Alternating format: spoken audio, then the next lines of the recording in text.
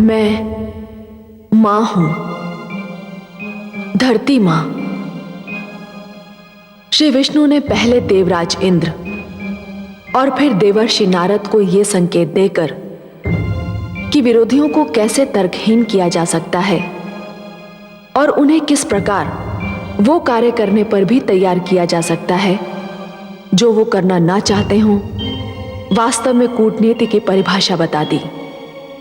इसी के साथ यह भी सिद्ध हो गया कि युद्ध केवल युद्ध क्षेत्र में नहीं जीता जाता।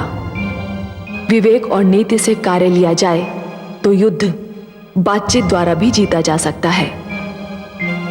दानवों को संजीवनी मंत्र के होते अमृत की कोई आवश्यकता नहीं थी, परंतु श्री विष्णु के परामर्श से देवराज ने अमृत के पक्ष में ऐसे तर्क दिए कि दानवों को विश्वास हो गया कि अमृत संजीवनी मंत्र से भी अधिक मूल्यवान है और वे मंथन के लिए सहयोग देने पर तैयार हो गए। इस विराट मंथन के कारण सागर के गर्भ में छिपी क्या क्या विचित्र और अनमोल वस्तुएं निकलेंगी, ये जानने के लिए मैं बहुत उत्सुक हूं।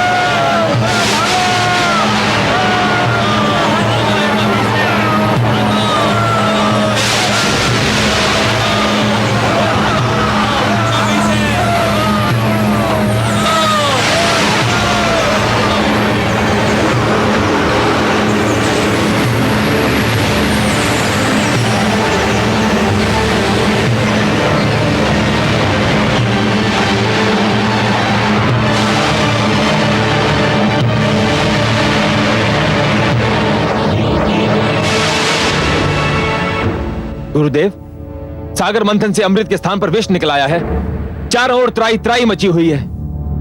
देवता तो कहते थे कि सागर मंथन से जीवनदायक अमृत मिलेगा, परंतु सागर तो मृत्यु बांट रहा है गुरुदेव। इसी कारण हम वहां से भाग आए। ऐसे में सागर मंथन से क्या लाभ? हम अब सागर मंथन में भाग नहीं लेंगे।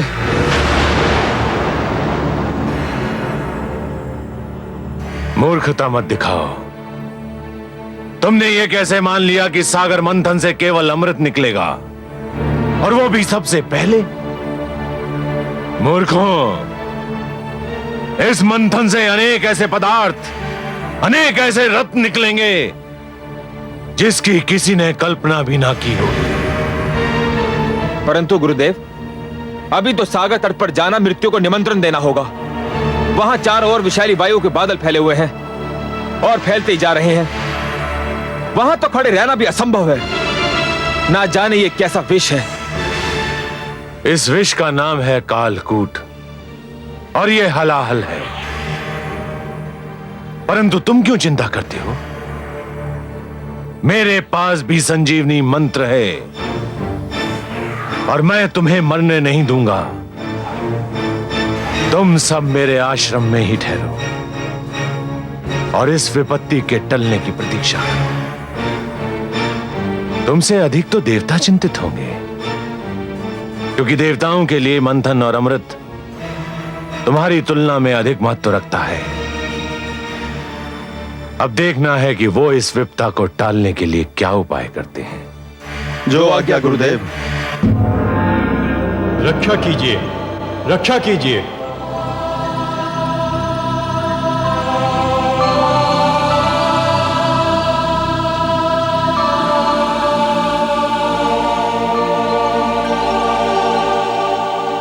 रक्षा कीजिए हे त्रिलोकीनाथ, आपकी सृष्टि संकट में है।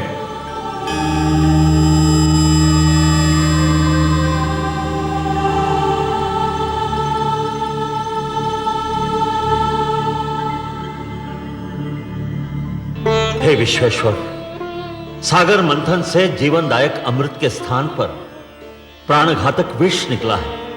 सृष्टि में हाहाकार मचा है।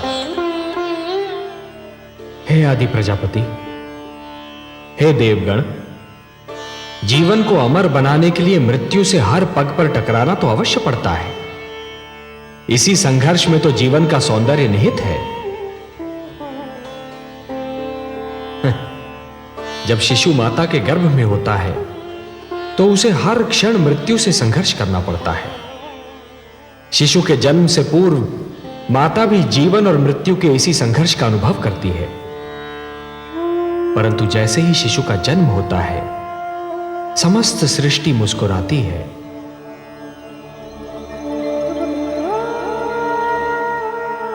यदि अमृत की प्राप्ति इतनी सरल होती देवगण, तो जीवन और मृत्यु का यह संघर्ष और उसकी यह कथा कब की समाप्त हो चुकी होती।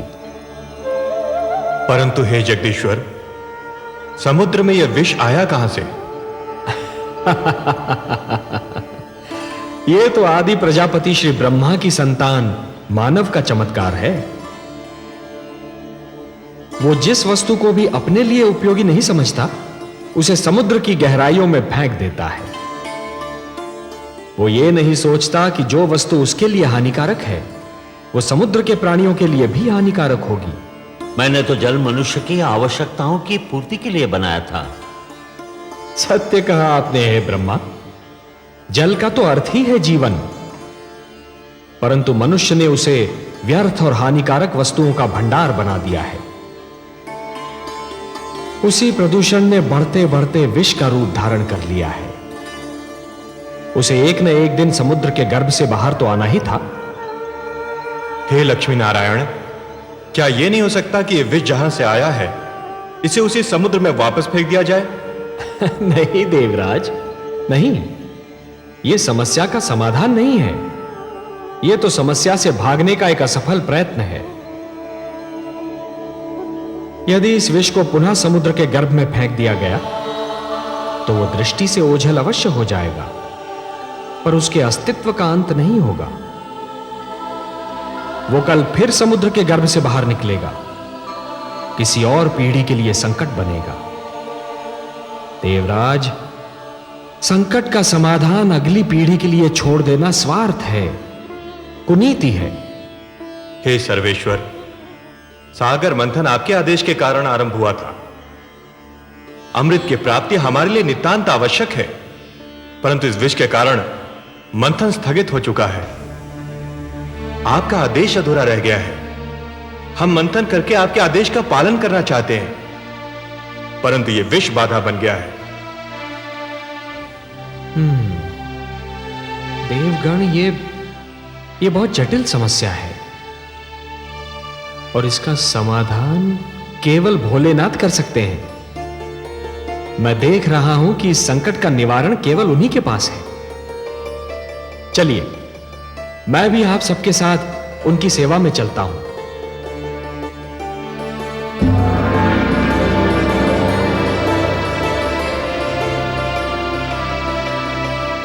महादेव की जय हो।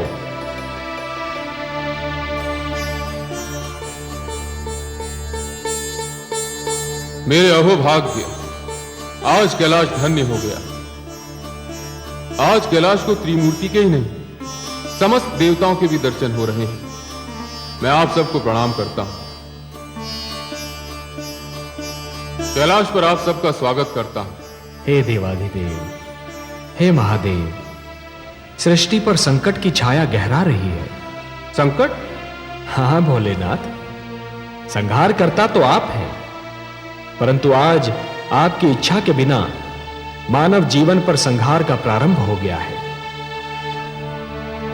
देवता और दानव मिलकर अमृत की प्राप्ति के लिए समुद्र मंथन कर रहे थे, परंतु इस मंथन की सर्वप्रथम भेंट कालकूट विष सिद्ध हुई है। अब यह विष समस्त सृष्टि के लिए संकट बना हुआ है।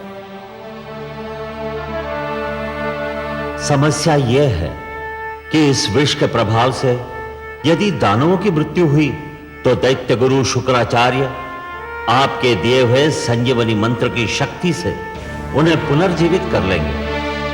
श्री विष्णु की कृपा से देवताओं की भी सुरक्षा हो जाएगी, पर इस विष के दुष्प्रभाव से मेरी संतान, मेरा निर्दोष मानव समाप्त हो जाएगा। इसीलिए मैं आपसे विनती करता हूं कि हमारी सहायता कीजिए। हे महादेव, कालकूट विष सारे विश्व को अपनी लपेट में ले रहा है। हम पर कृपा कीजिए, इस संहारक विष को नष्ट कीजिए। देवराज, संहार करता तो केवल मैं हूं। विष भी मेरा ही आविष्कार है।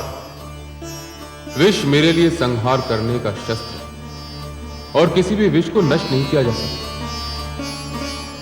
विष को रोका जा सकता है, विष को सीमित किया जा सकता है, विष के दुष्प्रभाव को समाप्त किया जा सकता है, परंतु विष को नष्ट नहीं किया जा सकता। और हां देवराज, संसार में कालकूट ही एकमात्र विष नहीं है। विष तो कटुवाणी में भी होता है, अश्लील विचारों में भी होता है। वाणी के विष को यदि कानों में ही रोक लिया जाए तो उसका प्रभाव हृदय तक नहीं पहुंचता, और अश्लील विचारों के विष को यदि मस्तिष्क में प्रवेश न करने दिया जाए तो वो चरित्र को हानि नहीं पहुंचा सकता।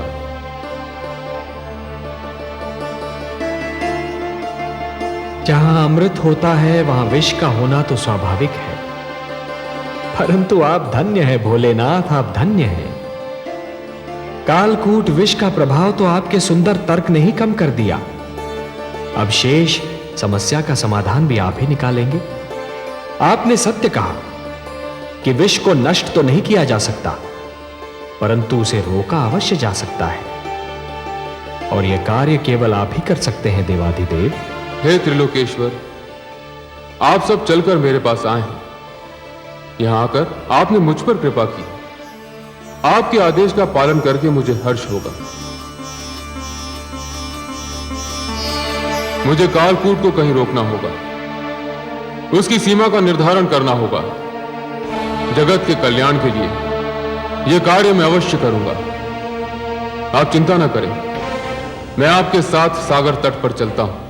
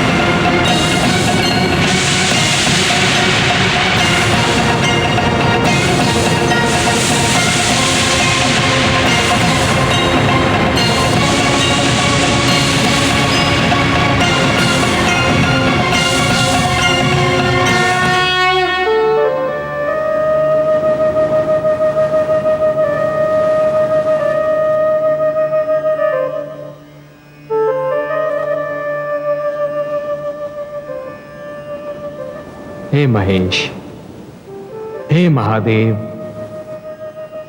आज आपने कालकूट विष के प्रभाव से सारे संसार को बचा लिया। आपको कोटि कोटि धन्यवाद। आपने समस्त सृष्टि पर उपकार किया है महादेव। आज आपने महान त्याग और महानतम बलिदान का प्रदर्शन किया है। हे भोलेनाथ, आज से आप नीलकंठ हो गए और यह समस्त संसार इस नीलकंठ का सदैव आभार मानेगा। मैं स्वयं आपका ऋणी रहूंगा नीलकंठ, क्योंकि जिन लोगों की रक्षा मुझे करनी चाहिए थी, आज उन सब की रक्षा आपने की है। आज आपने समस्त संसार को यह ज्ञान दे दिया कि जिस प्रकार सूर्य बनने के लिए अग्नि बनना पड़ता है और अग्नि में जलना भी पड़ता है, उसी प्रकार शंकर बनने के लिए विष का प्राशन भी करना पड़ता है। और हे नीलकंठ, इस विष को आपने कंठ तक रोककर यह भी सिद्ध कर दिया कि विष चाहे जैसा भी हो, उसके प्रभाव को रोकना संभव है। इसलिए मैं स्वयं महाविष्णु आपको प्रणाम करता हूं।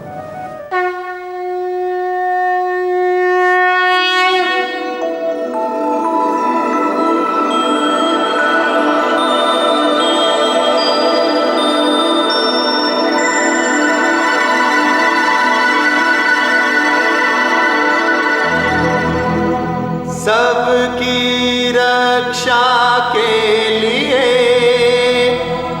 किया आज विषपान, देवों के भी देव हैं नीलकंठ भगवान, देवों के भी देव हैं नीलकंठ भगवान।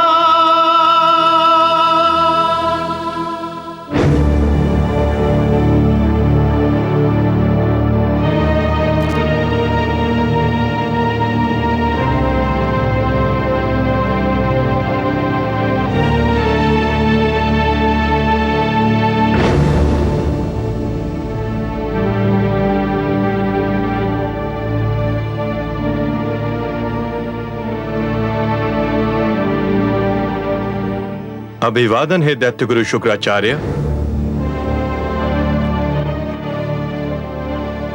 कालकूट का संकट टल गया। श्री शिव शंकर ने कृपा की और उसे अपने कंठ में रोक लिया। मैं जानता था इस संकट का निवारण केवल मेरे महादेव ही कर सकते हैं और वही करेंगे। जय भोलेनाथ। तो अपने शिष्यों को सागर तट पर चलने की आज्ञा दीजिए। रुका हुआ सागर मंथन पुनः आरंभ होना है।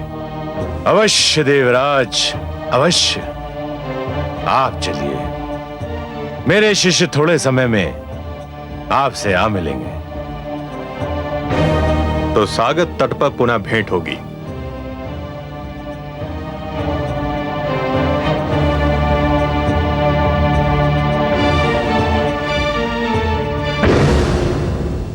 गुरुदेव, क्या मैं पुनः जाना होगा? हाँ, न केवल जाना होगा बल्कि सागर मंथन में भाग भी लेना होगा। अमृत कितना महत्वपूर्ण है यह केवल मैं जानता हूं। देवराज इंद्र की बात भूल गए तुम? संजीवनी मंत्र जितना तुम्हारे लिए आवश्यक है, अमृत उतना ही मेरे लिए आवश्यक है। तुम सब तुरंत सागर तट पर पहुंचो।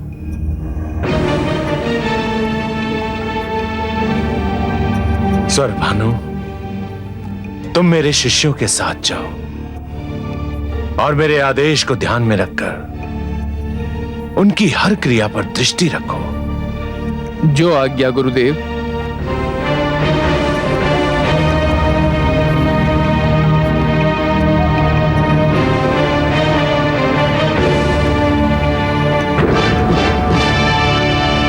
देवराज, हम आ गए। मंथन आरंभ कीजिए। हम तो प्रस्तुत हैं कालकेतु। हमें केवल आपकी प्रतीक्षा थी। देवताओं, सागर मंथन का शुभारंभ कीजिए।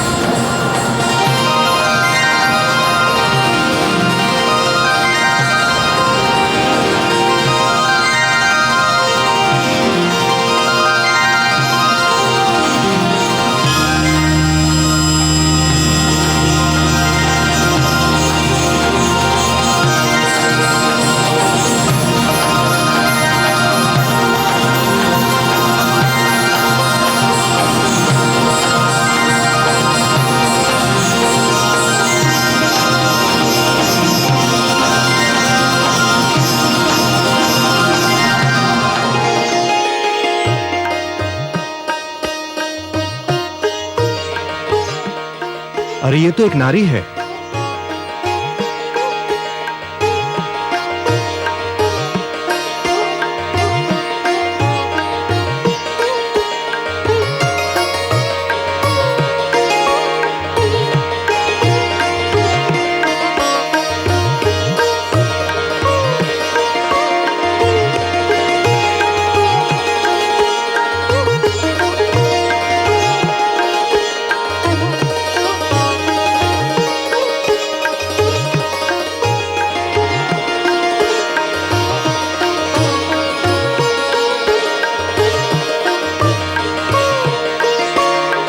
हर्षल, इतनी सुंदर नारी कभी देखी थी पहले? नहीं दानवराज, ये तो कोई स्वर्ग की अप्सरा दिखाई पड़ती है। मूर्ख हो तुम।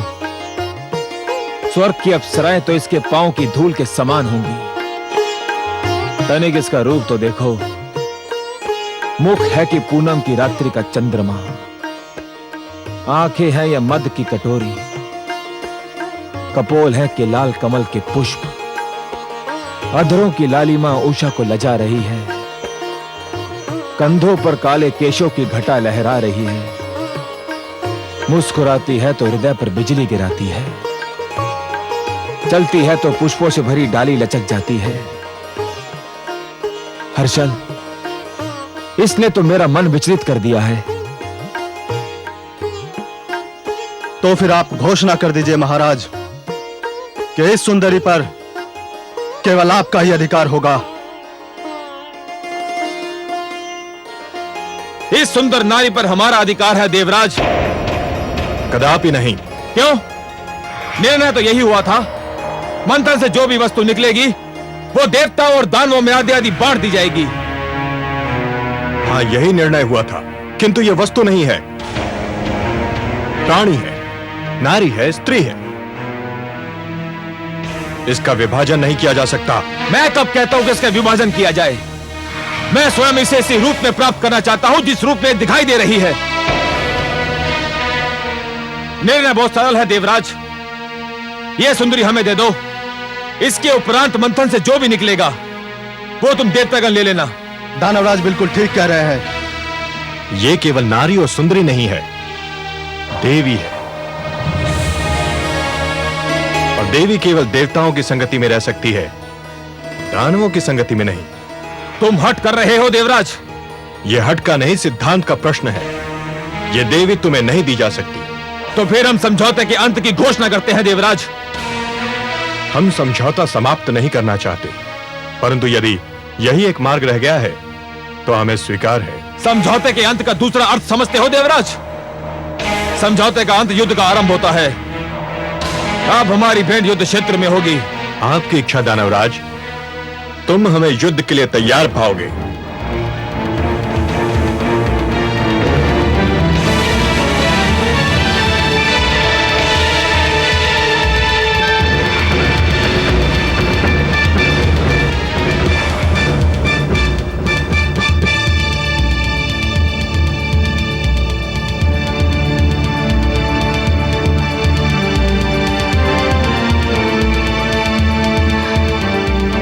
हे कमल नयन, हे पद्मनाभ, कहाँ हैं आप? मुझ विरह की मारी पर कृपा कीजिए। मेरी आंखें आपके दर्शन को तरस रही हैं। मेरी आत्मा आपको पुकार रही है। दर्शन दीजिए भगवान। मेरी आत्मा की पुकार सुन लीजिए।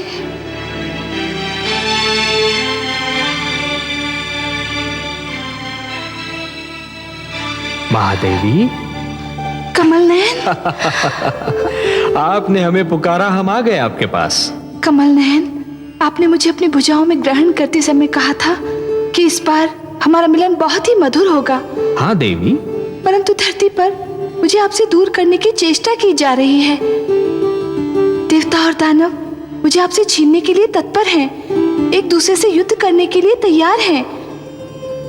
हे कमल नयन, सागर से निकलते ही सबसे पहले मुझे आप ही का ध्यान आया था। आपसे क्षणिक वियोग भी मुझसे सहन नहीं होता। हे महादेवी, उपवन के भाग्य में वसंत का सुख सदैव नहीं होता, उसे पतझड़ का दुख भी झेलना पड़ता है। उसी प्रकार जीवन में भी मिलन का आनंद सदा के लिए नहीं छाया रहता देवी। वियोग की घड़ियां भी आती हैं। तो कब बीतेंगी यह विरह की घड़ियां? मैं तो आप ही की हूं, आप ही के लिए बनी हूं। आपसे दूर रहने का विचार भी मुझसे सहन नहीं होता। हे महादेवी, इस बार आप मंथन में सागर पुत्री के रूप में जन्मी है, इसलिए आप धरती के नियमों के अधीन हैं। मैं इन नियमों को तोड़ नहीं सकता देवी। धरती के सारे प्राणियों की भांति आपके भाग्य विधाता भी ब्रह्मा है। आपके भाग्य में क्या लिखा है ये तो केवल वही बता सकते हैं। तो मैं ब्रह्मा जी के पास जाऊंगी, उनसे पूछूंगी कि मुझ पे ये अत्याचार क्यों किया जा रहा है, मुझे अपने नारायण से क्यों दूर किया जा रहा है।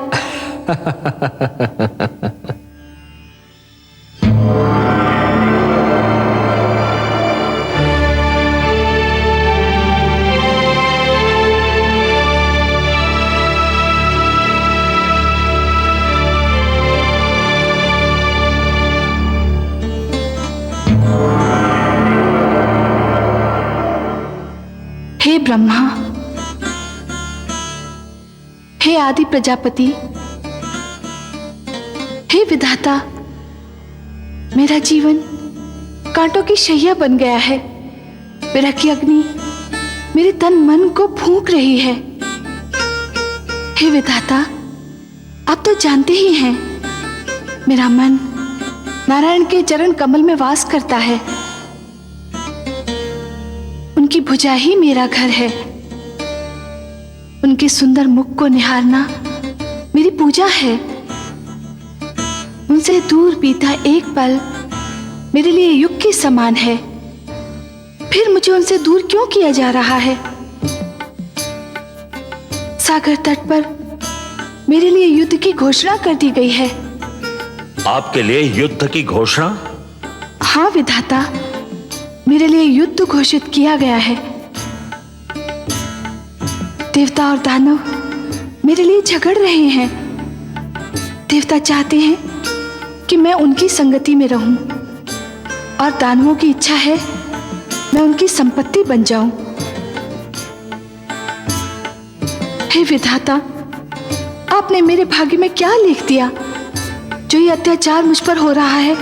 हे देवी, अवश्य ही ये अत्याचार है, परंतु मैंने आप ही के लिए नहीं, हर नारी के लिए एक नियम बनाया है। वो नियम यह है कि नारी पर उसकी इच्छा जाने बिना कोई अपना अधिकार नहीं जमा सकता। पर वे जमा रहे हैं अधिकार।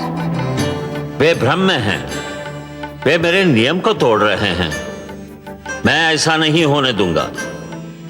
चलिए, मैं आपके साथ चलता हूं, उनका भ्रम दूर करता हूं।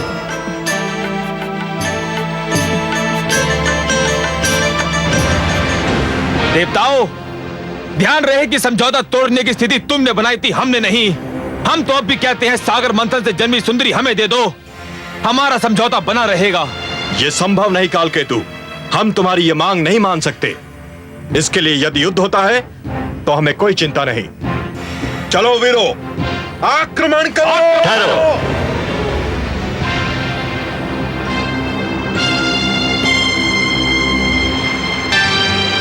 दोनों पक्ष इस नारी को प्राप्त करने के लिए झगड़ रहे हैं, पर किसी पक्ष ने इस नारी से यह पूछने का कष्ट किया कि स्वयं इसकी इच्छा क्या है?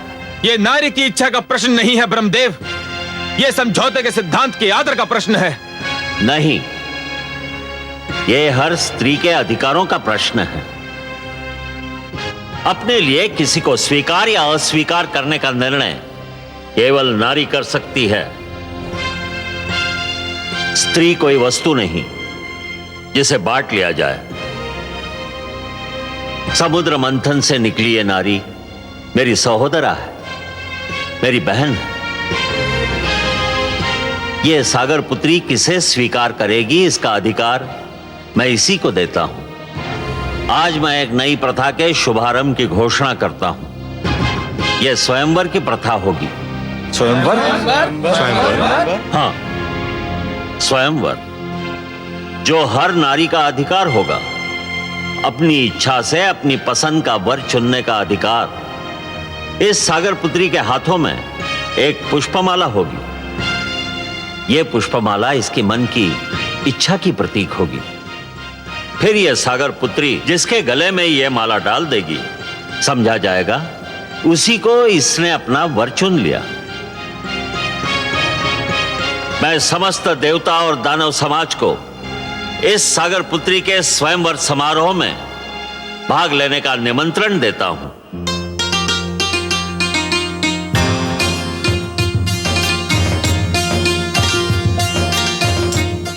हर्षल, मैं व्याकुल हो रहा हूं।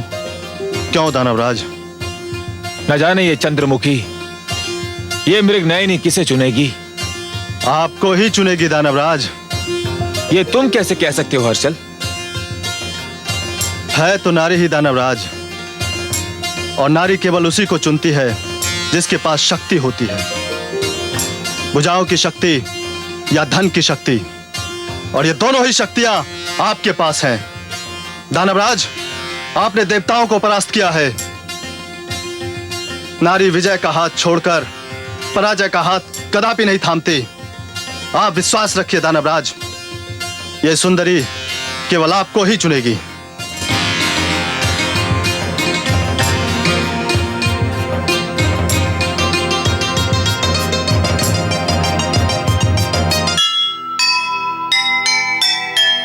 बात स्वयंवर की सुनी, दानव हुए अधीर।